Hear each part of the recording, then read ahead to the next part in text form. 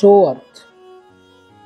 વિશાળ સાગરની અંદર બાલદીસમ પાણી ઉમેરો તોય શો અર્થ.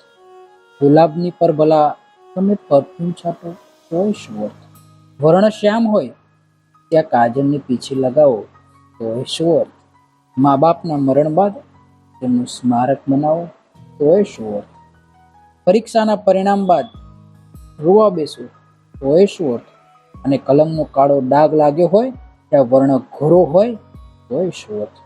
જ્ઞાન બીજાને કામ ન લાગે ને તમે જ્ઞાનનો ભંડાર હોય તોય શો અર્થ.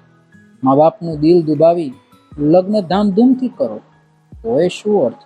મન આસક્તિઓથી ઘેરાયેલું હોય અને સાધુત્વનો દોડ કરો તોય શો અર્થ. એકરાર ન કરી શકો તો કોઈકના માટે દિલ ધડકતું હોય તોય શો અર્થ. બ્રહ્મચારી યોગીને નેડલાની નજાકત કરો તોય શો અર્થ. દિલ વિરહની વેદનાઓથી ઘાયલ હોય ત્યારે ભારે ઔષધીય ઉપચાર કરો તોય શો અર્થ. જિંદગીમાં આચરણ ન કરતા હોવ તો ભગવદ્ ગીતા વાંચો તોય શો અર્થ. પોતે આચરણ ન કરો ને બીજાને સલાહ આપતા હો તોય શો અર્થ. શ્રદ્ધા વિશ્વાસ જ ના હોય તો ગંગામાં ડૂબકી મારો તોય શો અર્થ. મન સંકુચિત હોય તો મોટા આલિશાન બંગલા બનાવો તોય શો અર્થ. પોતાનું ઘર ન સાચવી શકતા હો તો બીજાની પટલાઈ કરો તોય શો અર્થ.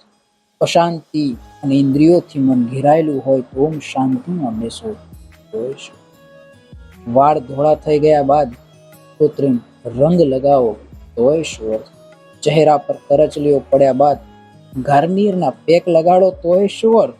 ચામડી ઢીલી થયા બાદ કાર્ગોના જીન્સ પહેરો તોય શો અર્થ. હોશ ગુમાવી બેસો ત્યારે જોશ યુવાનીનો હોય તોય શો અર્થ.